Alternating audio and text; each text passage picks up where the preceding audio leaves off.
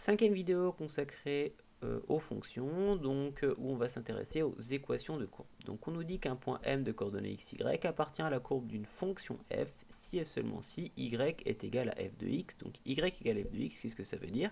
Ça veut dire que y, l'ordonnée du point, est égal à f de x, l'image de son abscisse. Donc en fait, c'est une relation entre l'abscisse et l'ordonnée que doivent vérifier tous les points de la courbe. On dira que y égale f de x est l'équation de la courbe de f. Un petit exemple, on considère la fonction f définie sur R par f de x égale 3x plus 1 sur x carré plus 2.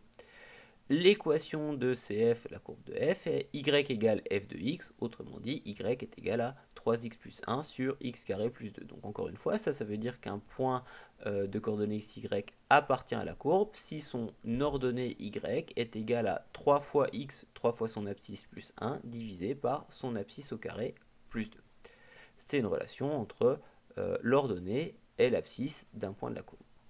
Alors, on va se demander si le point A de coordonnées 2,51 appartient à la courbe de f. Ici, il a l'air d'y appartenir, mais on ne peut pas graphiquement être formel sur ce point. Donc, qu'est-ce qu'on va faire? Eh bien, on va regarder si son ordonnée y, qui est égale à 1, est bien égale à 3x plus 1 sur x carré plus 2, donc x étant son abscisse. Donc, on calcule 3x plus 1 sur x carré plus 2 avec x est égal à 2,5. Donc on calcule f de 2,5.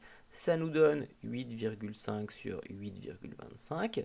Pour que le point appartienne à la courbe, il faudrait que quand on calcule l'image de l'abscisse, on tombe sur l'ordonnée 1. Ici, 8,5 sur 8,25 est différent de 1. Ça veut donc dire que A n'appartient pas à la courbe de f.